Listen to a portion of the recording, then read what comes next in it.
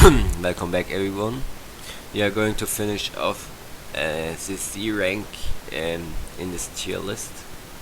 Obviously, we finished last time the whole S, A, and B tier of the C tier. We finished the Otherworld tournament, Garlic Junior arc, and the Black Star Dragon arc. Black Star Dragon Balls arc. Or Ultimate Dragon Ball arc, depends which you prefer. Reasons why they are as low as they are, but not deeper. Well, the Otherworld tournament is just a tournament arc. In the Otherworld, there's no big threat, and there were some weird power inconsistencies, and honestly, in terms of payoffs, there was no payoff besides having a tournament which we have seen very often. As the premise itself wasn't bad. Goku would be trained by the Grand Kai if he won. The final fight especially, the final fight was amazing. Goku vs Piccolo is probably one of the best Dragon Ball fights when it comes to strategy and showing martial arts knowledge and techniques. It's probably the closest to original Dragon Ball, but still containing some Dragon Ball Z type of fights.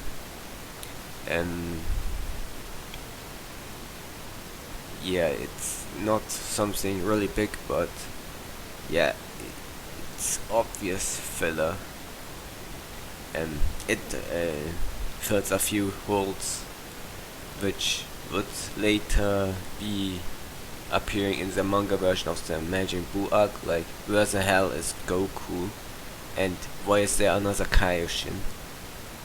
Kaio. So that is answered. Overall, it was an okay arc.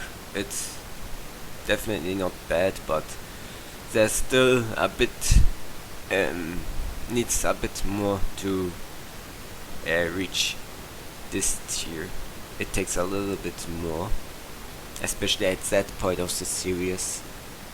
And regardless, Goku still needing to transform into a Super Saiyan, even if these were legendary warriors. It's kind of questionable, but I guess it was only Pycons that forced him to transform, so yeah, debatable. It's the closest thing in this rank that is worth B rank. In Garlic Junior arc, similar. The problem is that unlike the other tournament, it really doesn't fit in. It's really confusing and obvious. An obvious arc that it just shouldn't exist. But in terms of stakes, the stakes were high. The comic relief parts were great. Marin is an amazing character. Garlic Jr.'s henchmen have a little bit more layers. They aren't just mindless underlings of Garlic Jr. They actually have some. They acknowledge certain situations where they have to disobey what their masters say. While something like the Ginyu Force, while they have personality, I'm not saying they don't. They are just blindly loyal to Freeza. So this is what makes them interesting. Garlic Jr. as a villain is he has a decent goal: revenge for the death of his father by the former god, Kabi taking the place of the Guardian of Earth, and his loss from movie Death Zone was reasonable motivations to take over the heavenly realm and beat everyone that was involved in his defeat, like Gohan, Goku, and Piccolo. And what wasn't really good is that he doomed himself by making the same mistake with the Death Zone. Well, that's why it's C rank. Ultimate Dragon Ball arc, great premise. Dragon Balls have consequences of destroying the Earth, even if it's not that big of a deal.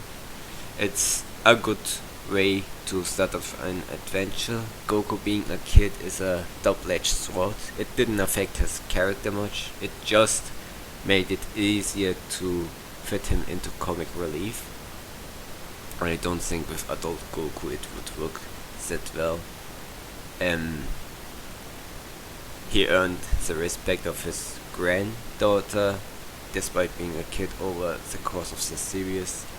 The character dynamic not as interesting as in the Pilaf Saga, since these guys work in unison. But sometimes Han would diverse from the team and do her own thing, which ends up her getting into trouble. There was an interview where the writer admitted that Pan is a damsel in distress, just existing so Goku has to save her, which makes the arc kinda feel even worse. But it had a great payoff, which led to the baby arc, and the M2 part was really good. Like, Rildo fight, definitely underrated. It was great. Rildo was such a great villain, pretty underrated. But the middle part really drags it down. Doltaki is complete cringe of a character and needs to die, which he did. Thank God. Rildo being the best character in the series, showing it getting clutch again. Then we have the boring catfish arc. Traveling through the planets was interesting, but we saw a bit of the planets getting explored, but we didn't stay enough there to see more depth about the planets, so that felt like, oh, it's a planet with just giants. There's this planet where there just live some worms. There's a planet that's just a desert. So there were no very much layers, but not much difference than the Namek arc and Namek's planet Namek, which was just a glorified battlefield for Frieza and Goku. Even the Kaioken realm was much more interesting. But planet M2 had a little bit more to offer, obviously being the highlights the arc, like a cinema, like a tree that creates metal apples, the machine mutants going through, moving through the worlds and appearing in various interesting ways,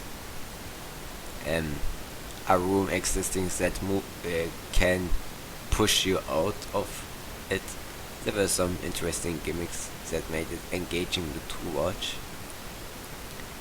Yeah, but the early parts didn't have that, and Goku and Trunks obviously held back too much power, so there was no the tension wasn't there much, since we know Goku could solve it if he actually transformed. But with Goku it was kinda fine, I guess, since he was just turned into a kid. He needs to get used to his body, so you can make that head canon, but otherwise, yeah, the positives just don't help to alleviate it to being a good arc. It's just mediocre. Next we can go to another arc. Which shall we pick? I think we pick the Super 17 arc, since somebody seemed to be confused that I put it alongside the Cell arc. But I guess these arcs are pretty similar. Maybe I should start with the Cell arc because the problems for the Cell arc kinda justify the problems existing in the Super 17 arc. So what happened in the Cell arc is Goku is now a Super Saiyan and he was about to arrive, but oh no, Frieza is coming back for some reason. He survived, and he was then completely destroyed by a purple-haired guy who can turn into a Super Saiyan. It turns out that is Trunks from the future, and he's the future child of Vegeta and Bulma, and he wants everyone from two androids, Android 19 and 20, to appear and kill everybody and then just wreak havoc on planet Earth. So after that warning, everyone decided to train for 3 years until they arrive and then engage in combat. Goku didn't got a medicine that would help him to survive his deathly virus, but he didn't take it apparently before it actually arrived during the battle against the androids for some reason. Anyways, the battle started. He was beating the crap out of one until he didn't because of the height virus and lost. So Vegeta stepped in, who apparently can turn into a Super Saiyan 2 because he trained for it, and beat the crap out of one of them, forcing the other to escape, which turned out to be Dr. Gero himself, who created the androids. Oh yeah, the androids are created by the Resurrection Army, which will cause some problems I have with this arc.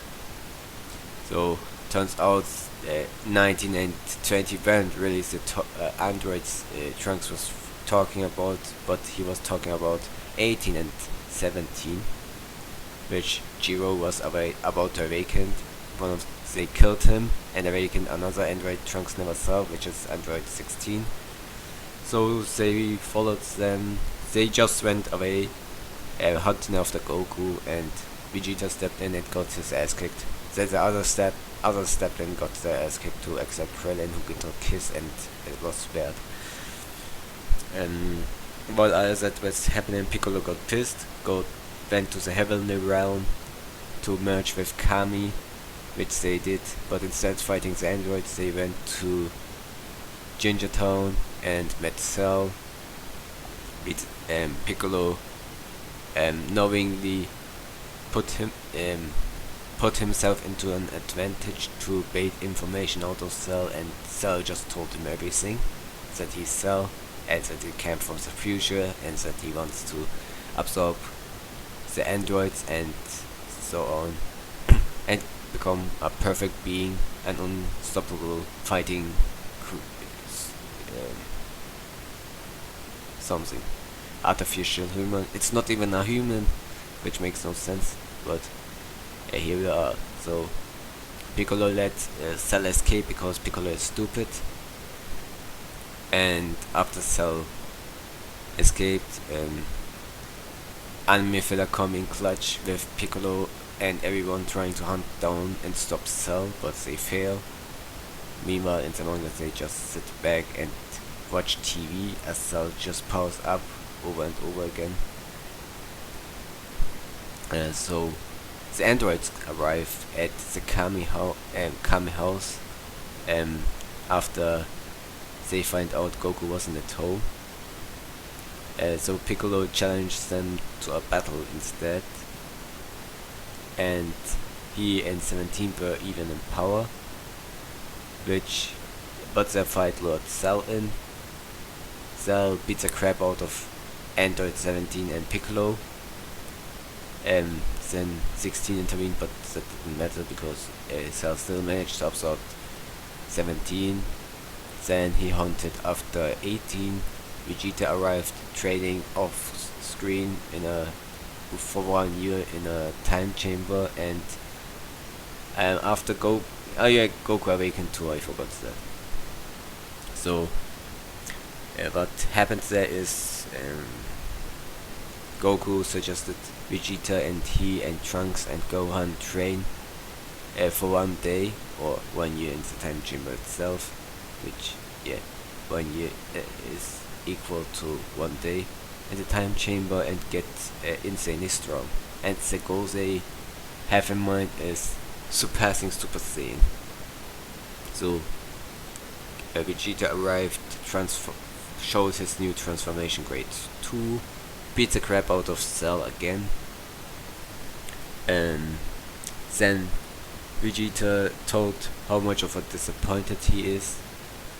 Cell said, "If only I had my final form." Then Vegeta suggested that he would help Cell indirectly, and Cell got the brilliant idea to take advantage of that and absorbed 18, transformed, beat the crap out of Vegeta, and then Trunks would wait until his father is unable to battle like a Pokemon, and then step in, show his new transformation grade 3, gets his ass kicked because Trunks is stupid.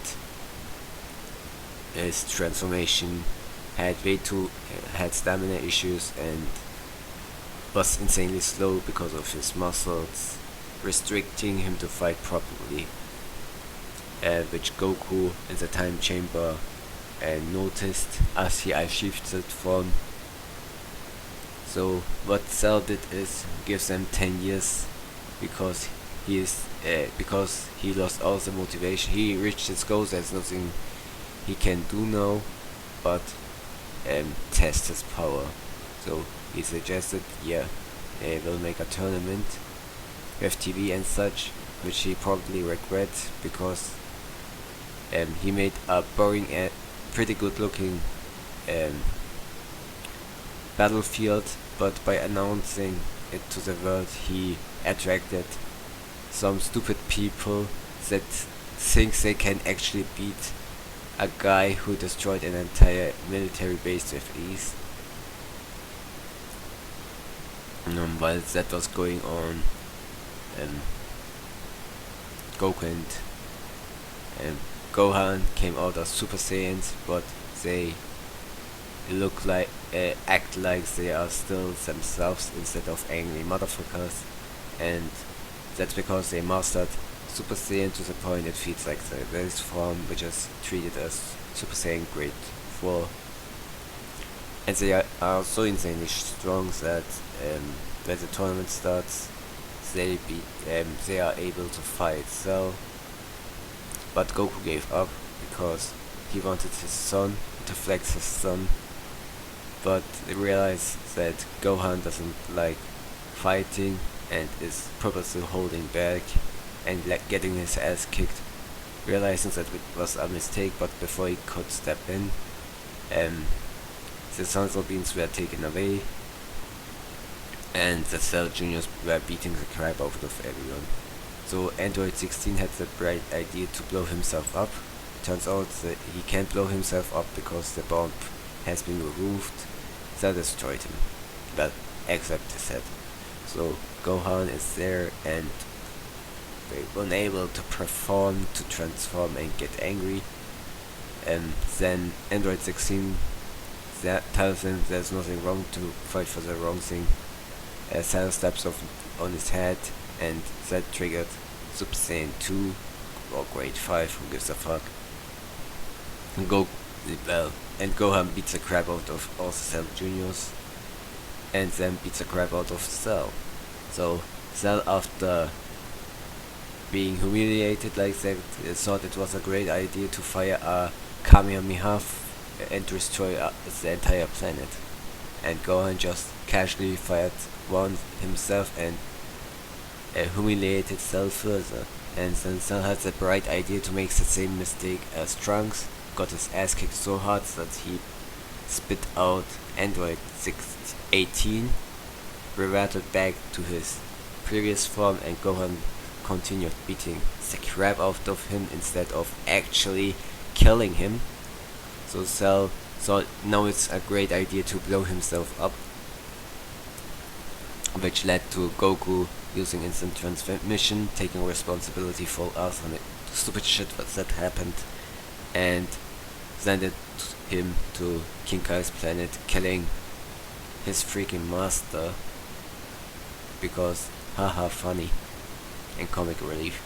So everyone died, at least that appeared what happens, and as Gohan cried, Cell came back, killed Trunks somehow, and apparently regenerating, surviving somehow because he has a core in his head that as long as it's still intact he can regenerate, and then he got a massive Senkai boost and also is in his perfect form and now is almost as strong as Super Saiyan 2 Gohan.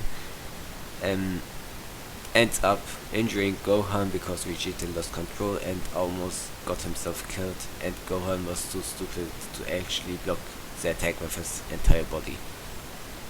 Now Cell decided, but he had enough. Now he wants to blow up the planet again.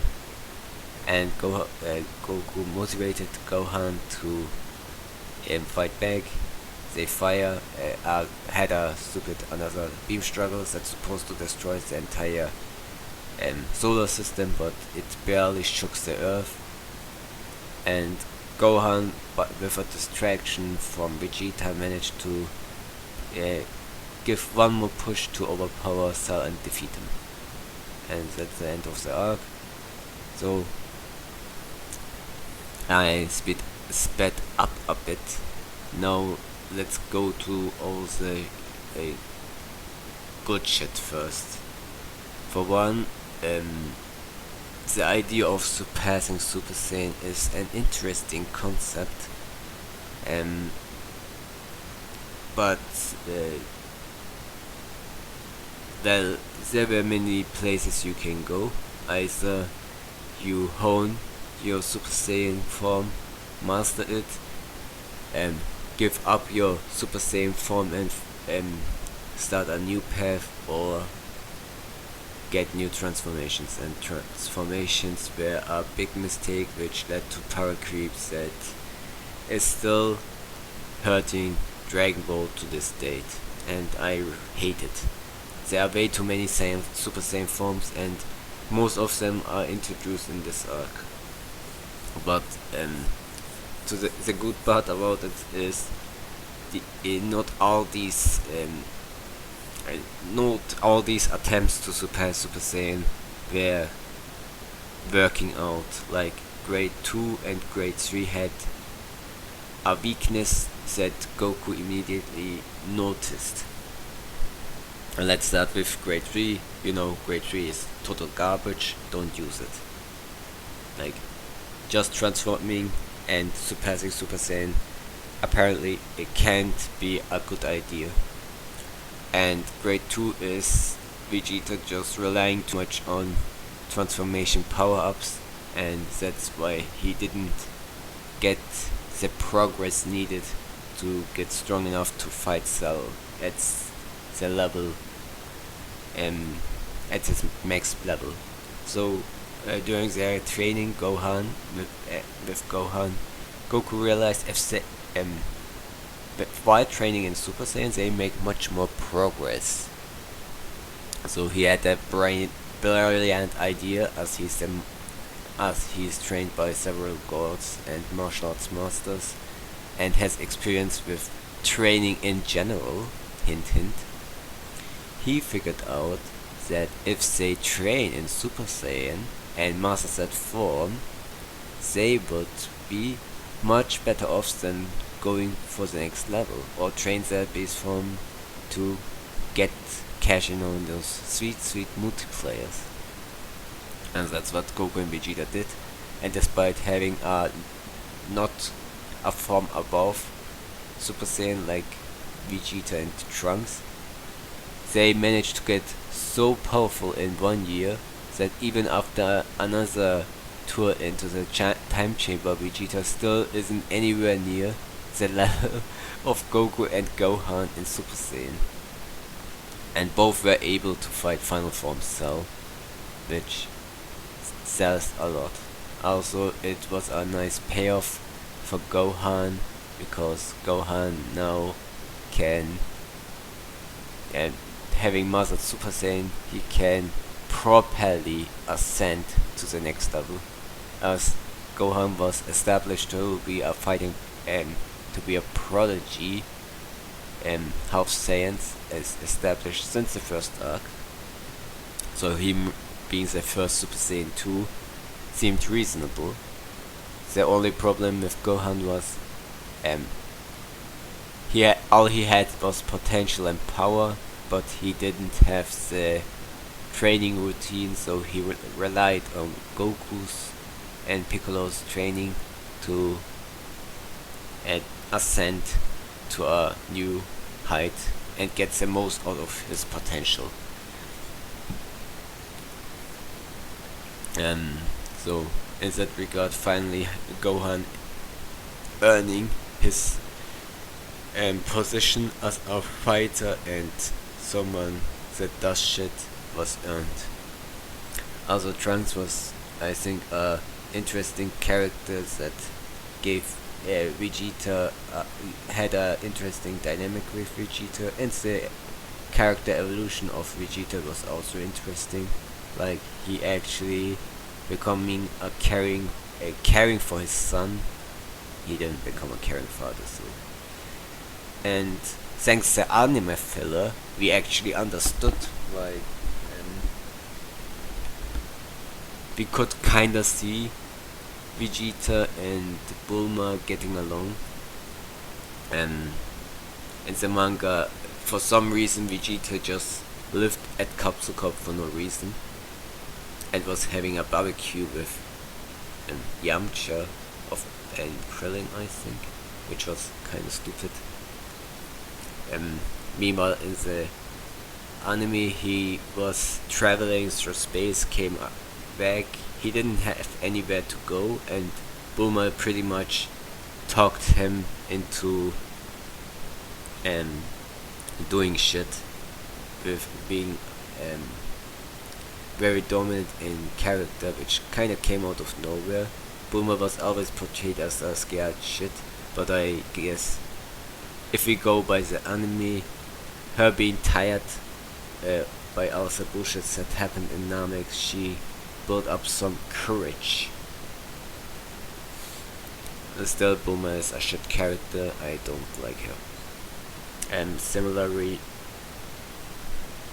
Vegeta's training was fine, but wish we could have seen him turn how he just said he turned Super Saiyan, but I guess it wouldn't be such a great surprise when he did.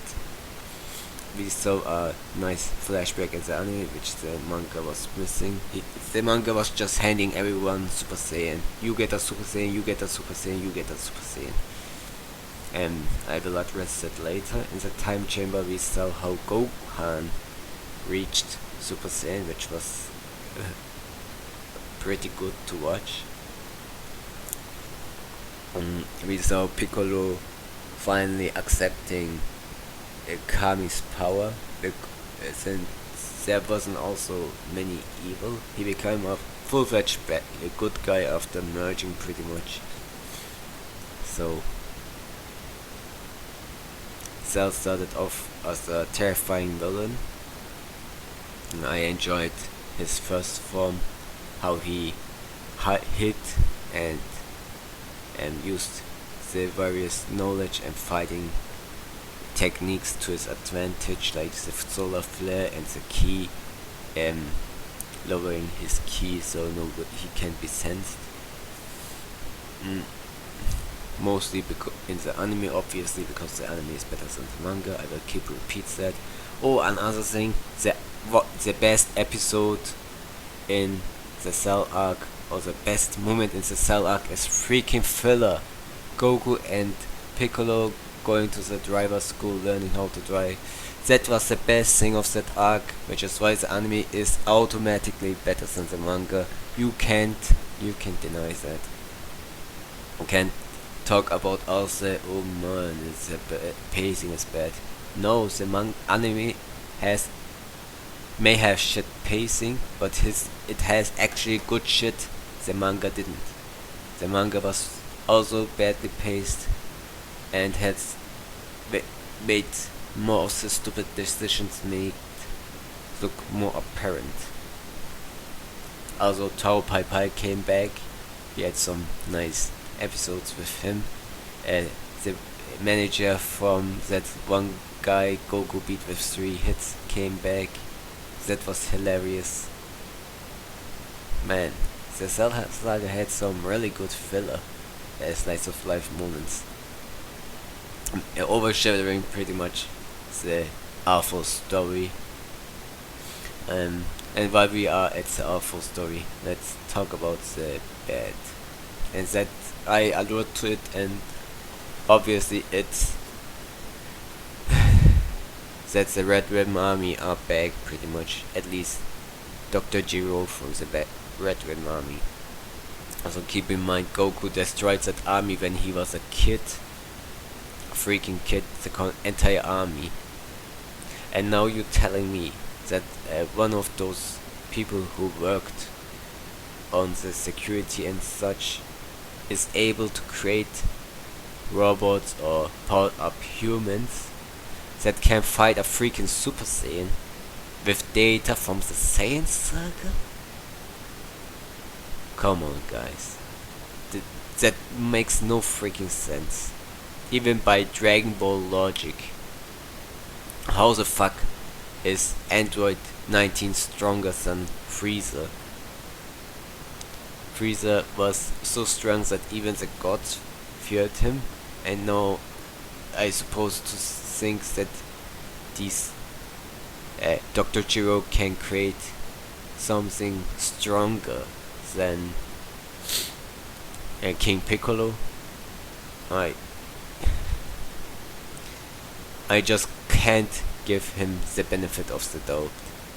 It makes no sense, with one little exception, and that exception is Cell, because he's made of the cells of the strongest fighters, as other techniques came from the future, has several years to complete, and actually has data from after the Saiyan Saga, such as data from Frieza, and for some reason it doesn't have data on future Trunks, because apparently Cell had enough Saiyans inside him, so he didn't want a Super Saiyan, which was much better than Saiyan Saga freaking Goku and Vegeta.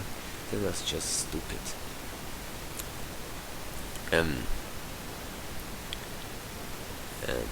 then Cell himself as a villain, really after transforming even once, he became less and less likable. His second form was probably the worst in design, and he acted like a complete goofball.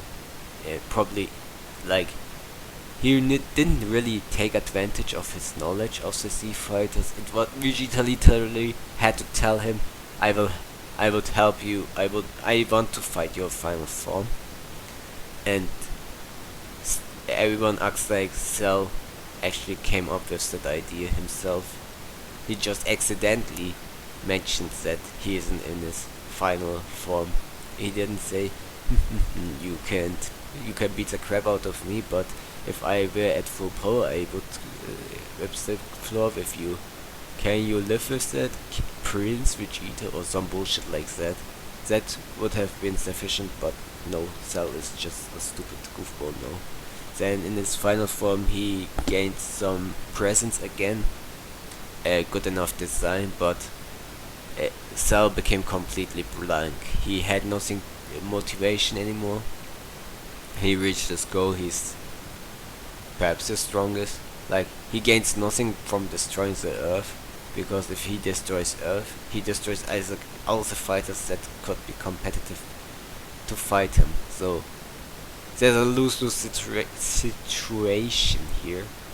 The only reason Cell would threaten to destroy the planet was because he's a bad guy, so he needs to do bad things. But otherwise, Cell really didn't have any reason. He may have even be good enough that he could protect the Earth.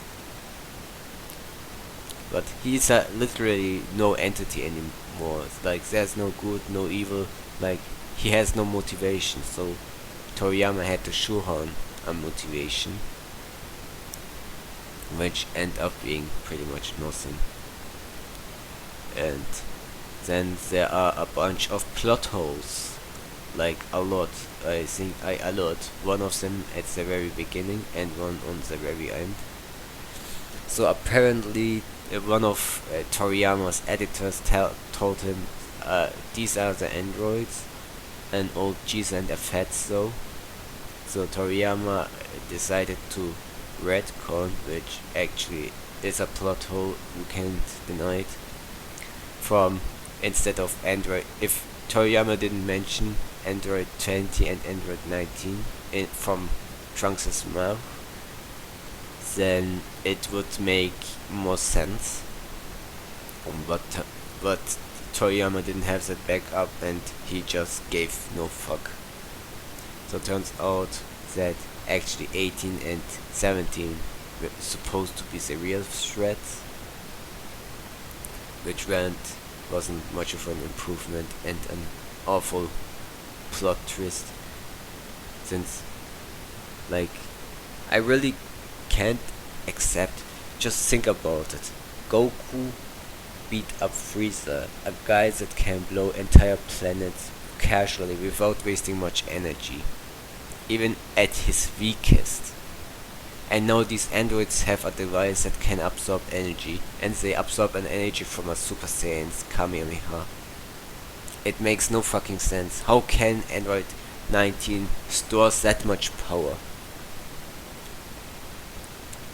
Same goes for Android 20. And they are surpassed by 18 and 17, which have infinite energy. And what is meant by that? Can they spam key attacks infinitely? Are they infinitely strong? Which that isn't true. Apparently that means they can't get tired, but if you beat them up enough, they won't get up. I can tell you that much. We see them getting tired quite often. And only when they fight someone equal, they could potentially win.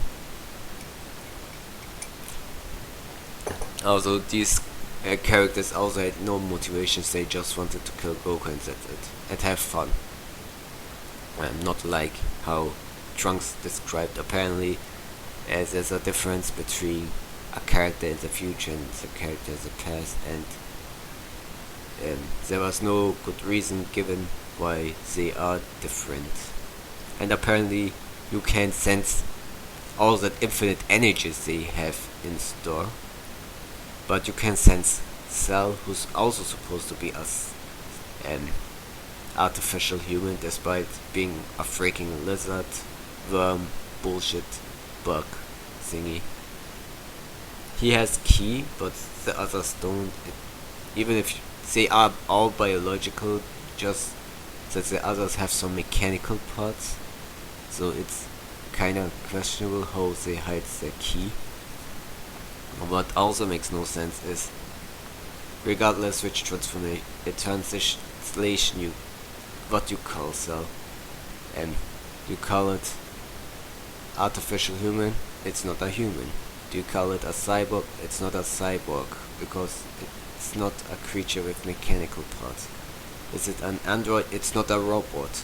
Nothing makes sense about Cell. Should be something completely different. A biological creature, or what the fuck ever. Bio warrior would make more sense, but never mind. What else didn't make sense? Obviously, the part with the core, so he can regenerate as long as his core is intact. And when Goku was a few episodes or a few chapters earlier, Goku blew up his entire torso and what's above it, including the core, and Cell still managed to regenerate. And one of the most obvious plot holes, like plot holes themselves aren't that bad, every series will have plot holes, but these are so glaring and take you out of the experience that it really hard to believe. And how Cell came back from his blowing himself up and regenerating into his final form, getting a Senkai on top of it, and learn Goku's instant transmissions. There are so many plot convenient bullshit for him to return that it's really hard to take serious. The next thing what I don't like is that Gohan has so little presence, and now he's somehow important, especially in the manga it's worse, but we talk about the anime, which is better, so we have some justification on. There were some hints of Gohan going further than Goku. We see hints that he's about to reach Super Saiyan 2, and also him transforming into Super Saiyan 2 wasn't treated like a joke, like it's a manga. I will get to that when we reach the manga, but if we go by the anime, it's still not really good. The only good thing is the music being associated with this song, with the transformation. But Gohan had nothing, no personal connection with Android 16. So even if we go by his words, if we think about it as Android 16 died and so triggered Gohan's transformation, that's a bad reason to get a rage bot from. But I think the anime made it work in a way that it was Android 16's last words that triggered Gohan's transformation. So in that regard it was fine. Gohan getting cocky was questionable, because before that Gohan was purposely holding back simply because he didn't want to fight, and considering Cell and he are about even in power, he probably thought he could reason with Cell. Only the dumb shit he did is actually threaten Cell with his latent potential, which intrigued Cell instead of making him afraid, which eventually would bite Cell in the ass. That leads me to probably my last problem, hopefully, unless I remember something from the top of my head. Oh, I just did. So it's not the last problem, there's something else. Let's get to that what I had in mind first, and that is that Cell has so many moves, and all he did is fire a freaking Kamehameha, the most generic key attack in the franchise. There are so many moves, much better, like the Dodo Ray, which is more powerful and faster. Nope, he just used the Kamehameha. He knows Tien's techniques. He should know the Kiko cannon, but he used the Kamehameha, which is why Cell is a freaking dumbass. In the manga, in the anime, not the manga, he used the Destructo Disc, which Gohan just caught, and in the manga, in the anime, the Destructo Disc isn't as impressive, since even Cell, not paying attention, can take it. But in the anime, it can cut. In the manga, it cuts through anything. Then you have Cell fire a special beam cannon, which has been obsolete since the Saiyan Saga. So what could have Cell done to defeat Gohan? And maybe I could give you a small hint. It would also help if Gohan actually overcame those following challenges. I think it would show him that he really surpassed his father more than just in power. And the reason these moves are managing to beat Cell while blinded in solar flare. We know Cell can hide his ki and use that to retaliate Gohan with another powerful attack. Didn't happen. And the last thing is, Cell apparently supposed to have a perfect body and insane stamina. And did you know this guy knows the freaking Kaioken?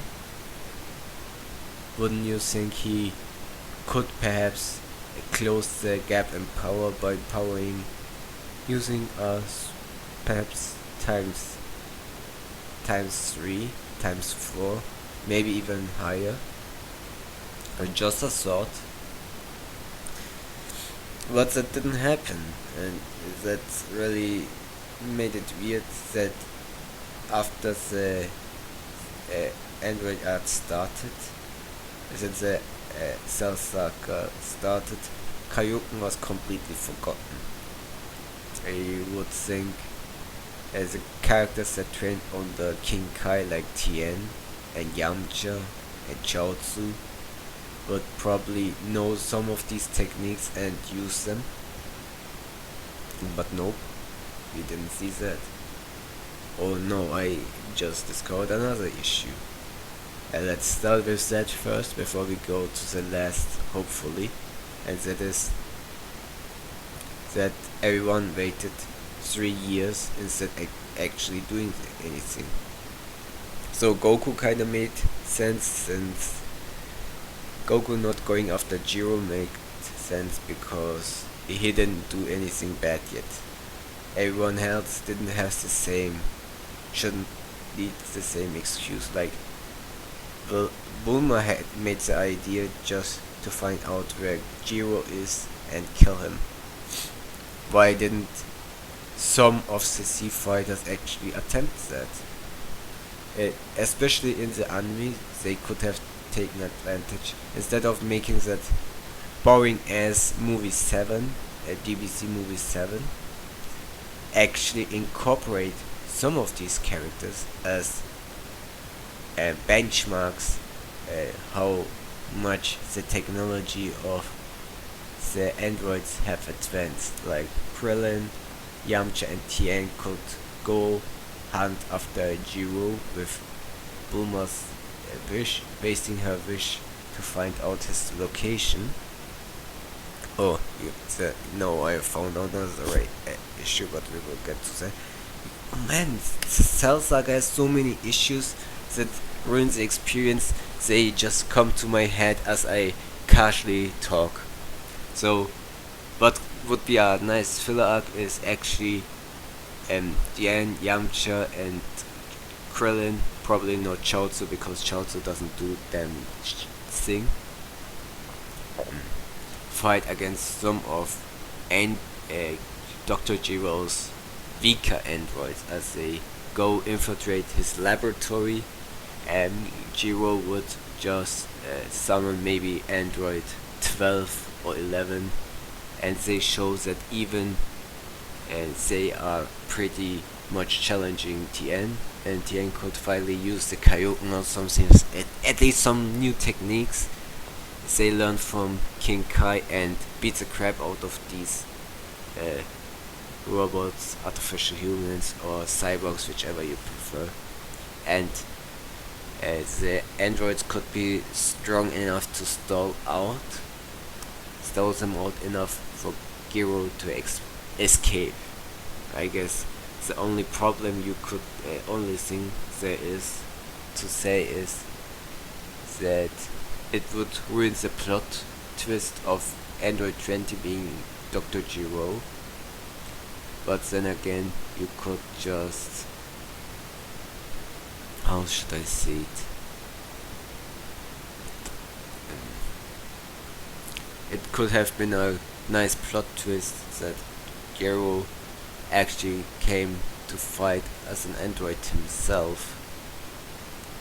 I think there would be much more interesting type of story. In fact, if I were working in the anime staff, I would completely divert from Toriyama's vision, because it's just retarded where he went. Gero could have been surpassing the androids he actually defeated and be a more reasonable antagonist, final antagonist. But yeah, we didn't get that. Yeah, we didn't want old Jesus as a bad guy. And probably I wouldn't like that either as a kid, because it's just stupid that some scientist from an army like the Red Ribbon Army could fight a Super Saiyan. Now to the next problem, which is Bulma knowing the location of Dr. Jiro's laboratory. She knows the name of Dr. Jiro, and it's after 3 years she somehow knows where his laboratory is. It's just stupid. It's not like he researched it, but oh god.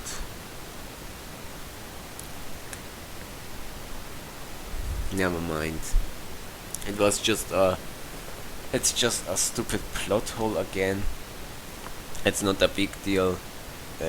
You might not notice it as you watch, because the anime is so long. Maybe you notice if you read the manga, unless you are just a consumer that consumes product, get excited for the next product.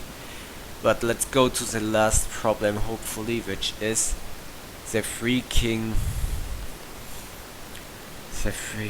Super Saiyan transformation.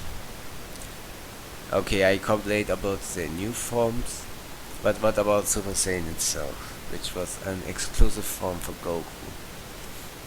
How did it get ruined? And that's by introducing more Super Saiyans. So Trunks appears a completely new character and has Super Saiyan. Great. Now, if this random character has Super Saiyan, then why doesn't Gohan and Vegeta have Super Saiyan? They deserve it, don't they? Like, Gohan is a half Saiyan, so he also has amazing potential. He should have that Super Saiyan. Vegeta is the father of Trunks, so, and rival to Goku, so he should get a Super Saiyan as well. And this would lead to power creeps that, since any non-Saiyans were barely keeping up with the Saiyans without Super Saiyan, now with Super Saiyan, everyone is pretty much irrelevant, unless they are Saiyans in fighting. So, Piccolo is a punching bag and an Anino for Pan and such. Krillin only exists as a cheerleader. Tien is a joke. And later we would give everyone random power-ups so they can keep up in some bullshit arc like the Tournament of Power. But the Saiyans keep getting more and more power-ups, more transformations, fusion. It just ruins the series, and it shows Toriyama's favoritism by giving Goku all these stupid moves that, like the Spirit Bomb and the Kaioken,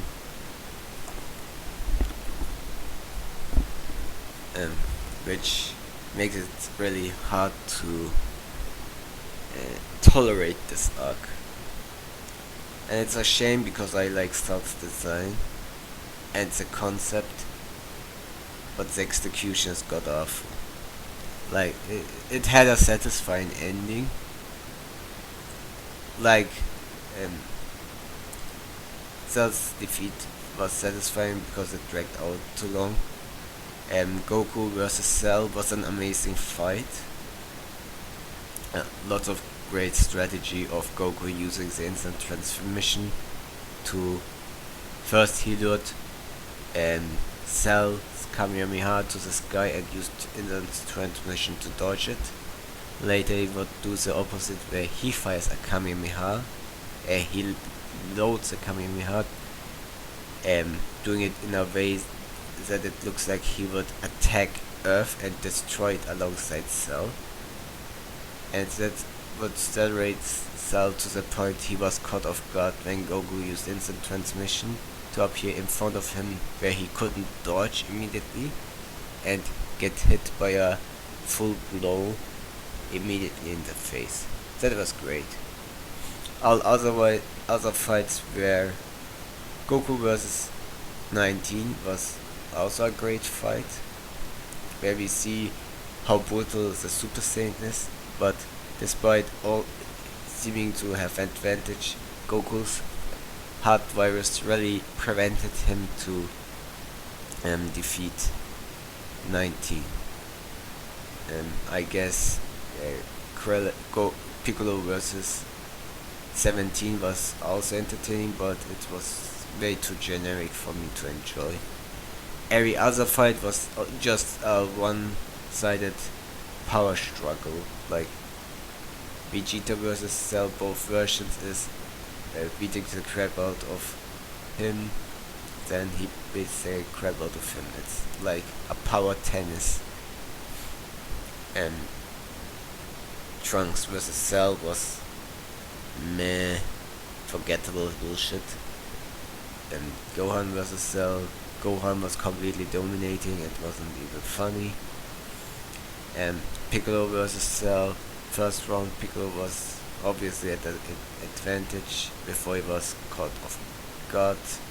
Oh yeah, Cell spouting also information about himself, telling his backstory and such. That was some of the most cringy shit in the franchise. Ruin all the mystery he had in a matter of seconds.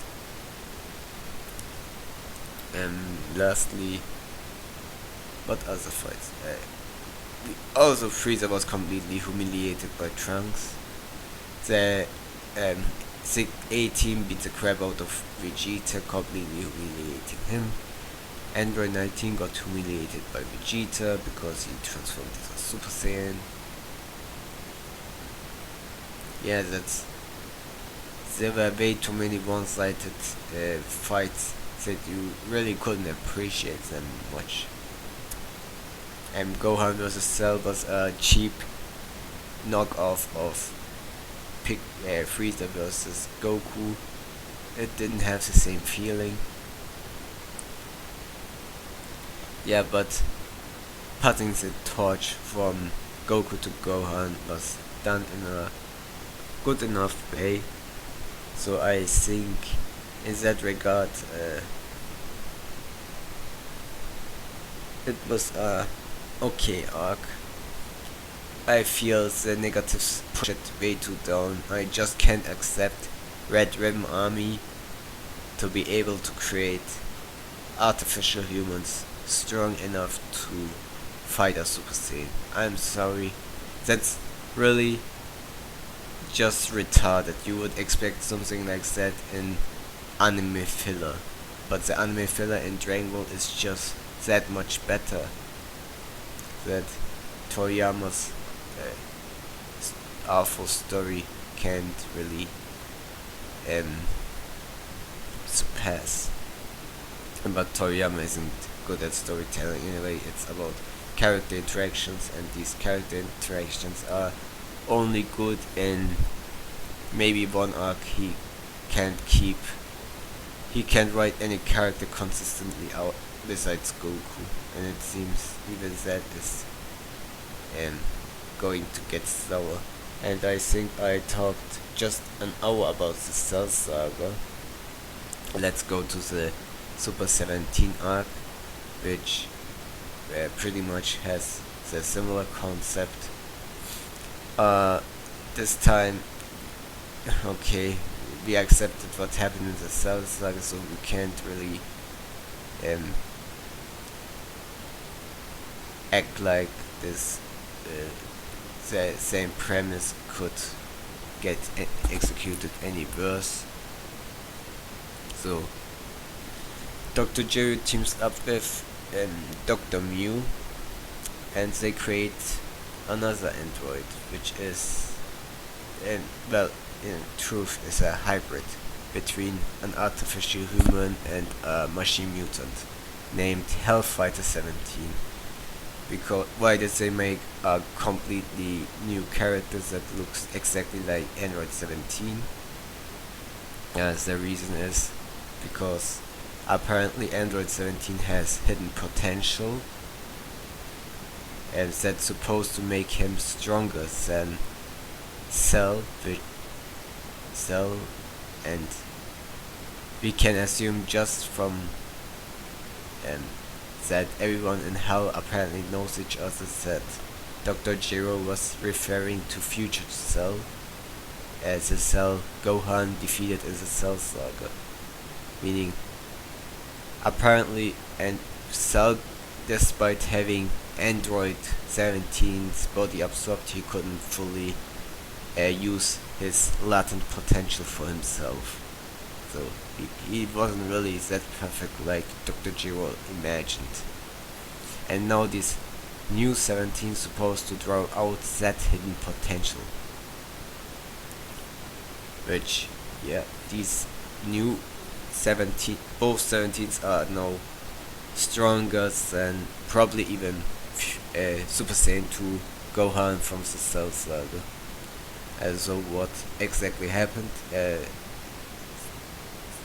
In Hell they created that android, and they managed to link with their keys. So somehow Android 7, the new 17, brainwashed the old 17 from through Hell, and the key resonated, creating an opening between Hell and Earth, which led almost every bad guy, our friends, so to speak, the Z Fighters or Dragon Crew or GT Crew, fought in the past, like the entire Red Rim army, Freeza didn't, cameo from Cooler, that was just a cameo, Reddit's Nappa, Sabon Dodoria, Android 19, and some other foes, even General Roldo. So everyone decided, well, let's beat the crap out of these guys. And meanwhile, Goku went to Hell to look what is happening there, and Gero, Dr. Mew, and who was it? Hellfighter 17 escaped as a low hole through the world's closed, and Goku was trapped in Hell. So they managed to get rid of Goku so they could invade Earth, which pretty much forces Vegeta, Gohan, Oop, Goten, Trunks, Pan to deal with the threats by themselves. So they pretty much eliminated anyone in the way, as Vegeta was fighting the new 17, where he apparently he acknowledged in the Japanese versions that he powered beyond belief. So it's he's strong enough to fight a base GT Vegeta, who you can imagine how strong he is, considering in the Buu Saga he humiliated Pui Pui, which made the Kaioshin shed his pants, who's supposed to be 1000 times stronger than Frieza during the Namek Saga. And what exactly happened? So while Vegeta and um, new 17 are fighting, and the other 17 um, suggested that Android 18 comes alongside with her, but and he said some stupid line as he was trying to brainwash 18 that they meet up with their beloved Dr. Giro, where Krillin, who is now an aged man and probably not in fighting shape, and wondered why they hated Giro and they killed them, which temporarily freed 17 from his brainwashing, but then the other Hellfighter 17 managed to get through him again and immediately killed Krillin before he could cause more free him from cause any psychological damage to the brainwashing, which triggered 18, and they fought each other, but she just punched him a few times and then she lost to one key attack. And 17 just spared her, giving some hint of self-restraint, and then he disappeared as Krillin and 18 reunited, this as Krillin pretty much died and Marin just ran away because her mom ordered her to do so, showing Marin is just a waste of character that didn't need to exist. She never does anything, she's just there. Let's go to the actual fight while Goku fights Frieza and Cell in Hell in some kind of comedic way. The two androids meet up and merge into Super 17, who is strong enough to, while warming up and taking hits from every character including Oop without flinching, which really shows how significant of a power up it is. Super 17 is on a completely new level, which forced all the characters to power up including Oop. Apparently he was holding back, but Super 17 pretty much beat the crap out of them anyways. Even Vegeta's new technique was completely useless, the final shine.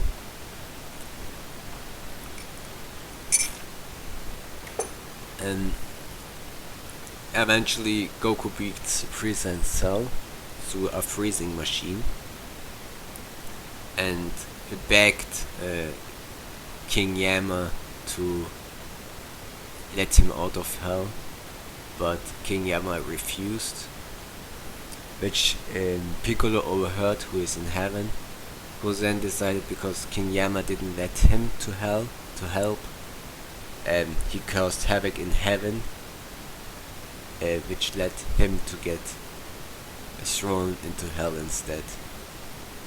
So Piccolo used that opportunity to mind link with Dende and create that a portal so Goku can go back to Earth and fight everyone, Super 17, which happened as Super 17 was about to finish off Vegeta. Pan managed to put Dr. Gero in a headlock and forced him to cancel Super 17's attack. Where it turns out that Super 17 was actually not listening to him but Dr. Mew, and Dr. Mew ordered the execution of Dr. Gero because he wanted the Universe Alpha himself and he didn't need him anymore. kinda makes you sad because Dr. Giro really trusted Dr. Mew. He was such a might be evil, but he was a nice guy to work with. He had good intentions, so to speak, as a bad guy. Like, we are both best friends. Like, the guy Mew looks exactly like him, just in blue. So wouldn't you trust yourself? Guess you can't trust yourself. Not you. Don't trust anyone, not even yourself. Me really works out here. Well, Dr. Giro got executed, and as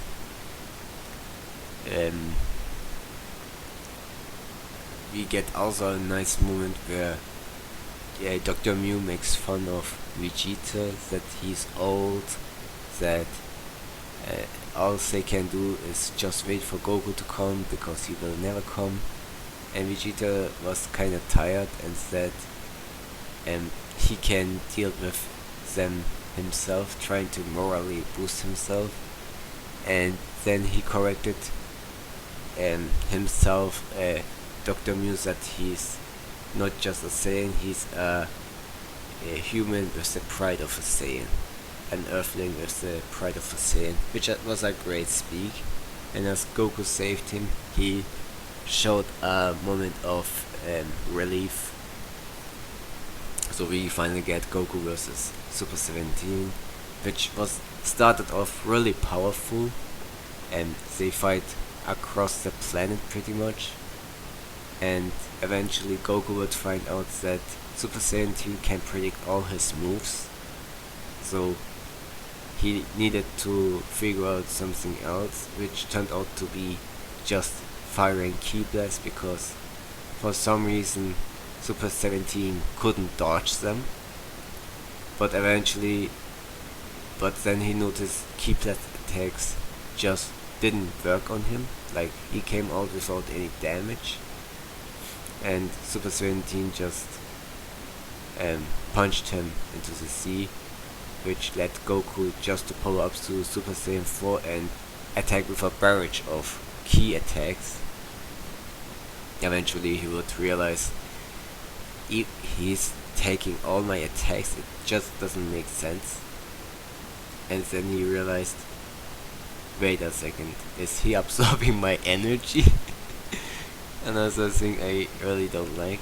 So Goku thought, fuck it, and going back to his plan he used against Yakon, and fired a full power times 10 Kamehameha, because he had no other choice. If Super 17 can absorb that attack, then there's nothing he can do. And now Super 17 got to a point where he was way too strong and beat the crap out of Super Saiyan 4 Goku. And the reason Super 17 could predict all of Goku's moves is because he can the waves on the how should I expect?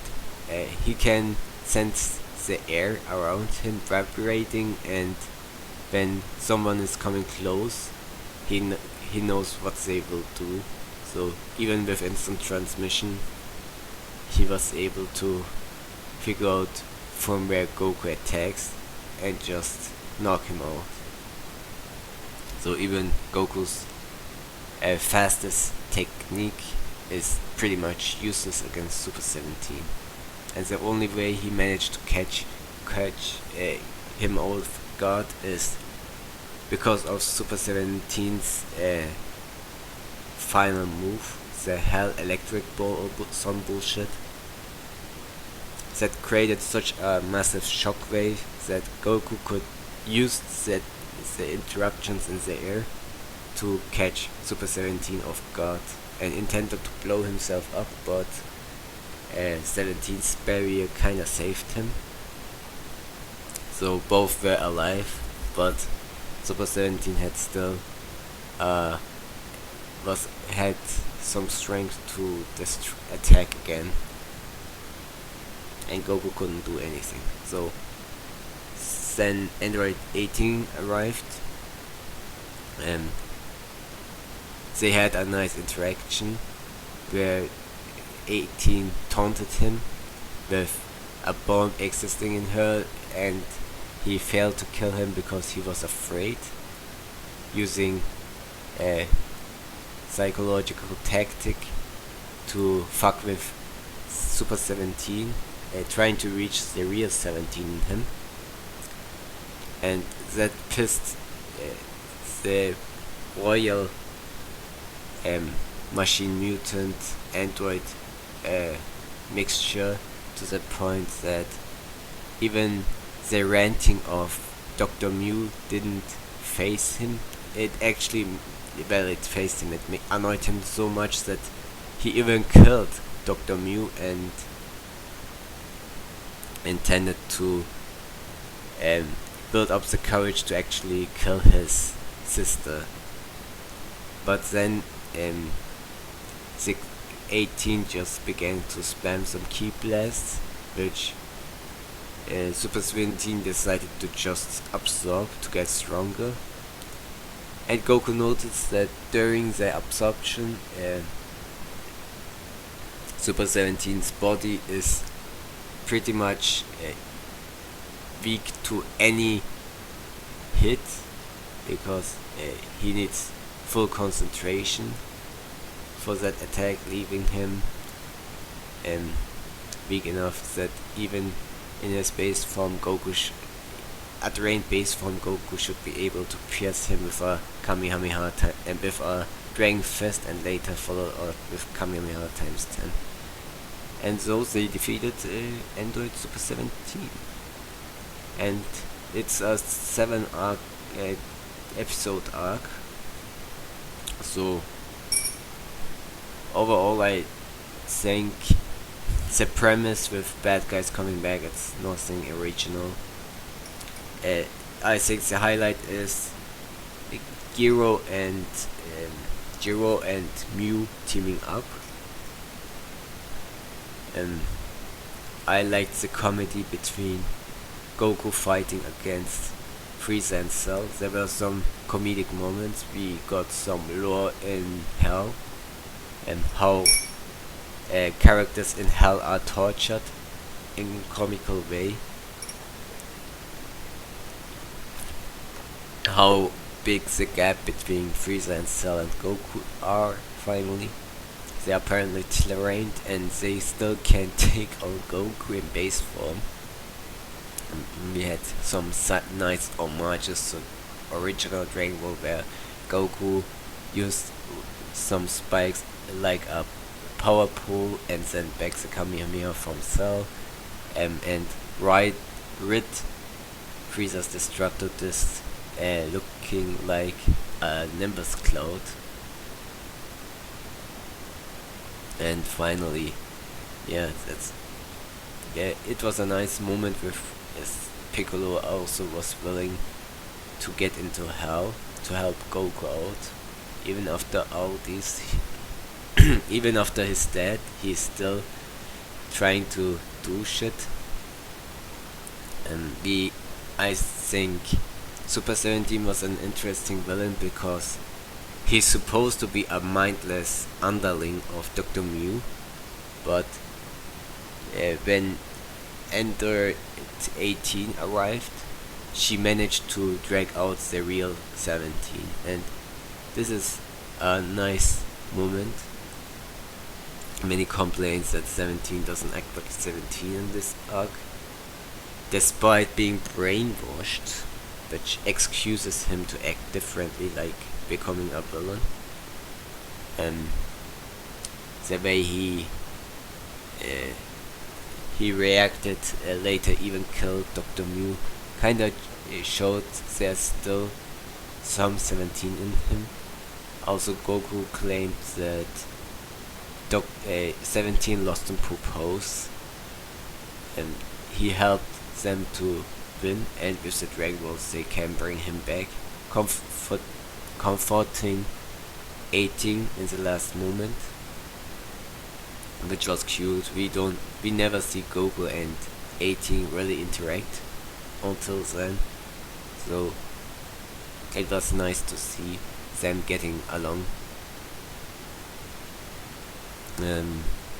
Vegeta was also a real highlight in this arc, and his character movements were really good. What wasn't good is obviously, well, the arc was really short. It didn't take much advantage of all these villains appearing. Well, I guess most of them are fodder, like what is Android 19 going to do to Trunks and Goten? Probably nothing. General Rildo was just one-shotted by Oop. It would have been nice if we saw him fight Gohan a bit more, actually, with Gohan getting that finishing blow. So it was kinda anticlimactic how easy it was. Also, while I enjoyed Goku vs Super 17, the part with the Ki Blast spamming was... I get why Goku did that, but it was just not done really well. I didn't enjoy that part. It dragged out and felt boring. And what I liked about this arc is they fought across the entire planet pretty much. So they Goku punched him across the planets, and 17 boats hit him into the sea. They fought in a sunset, in a dark at night later on. First at night, then during the sunset. Then they switched in various places, lands, and where the daytimes keep changing, giving a nice atmosphere. They fought in a forest, temporary. So in that regard, the fight was, in terms of seeing various locations and visually, it looked good, but it wasn't that engaging. Like the Ki Blast spamming, the Super Saiyan 4 part just wasn't as entertaining as it should be. Also, they wasted a good moment for us to see Gotenks, adult Gotenks. I kinda get why they didn't. Like, they probably don't have any images of him. Toriyama didn't didn't make an adult Gotenks for them, and they want this threat to fight a Super Saiyan 4 because it's the last best form. It's the best transformation, and they wanted to show that 17 is a threat to be reckoned with. You can debate that. I honestly would have liked to see adult Gotenks. You can argue he probably was defeated off screen, so it's not that big of the deal. But yeah, they tried to just do the important shit, the bare minimum, so it didn't feel too rushed.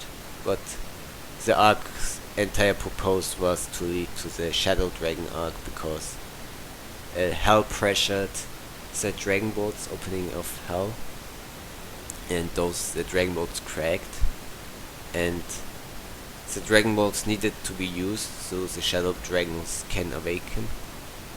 And at last time, and bring up some villain that takes the lives of a lot of people is a good way to make the Dragon Balls get used again.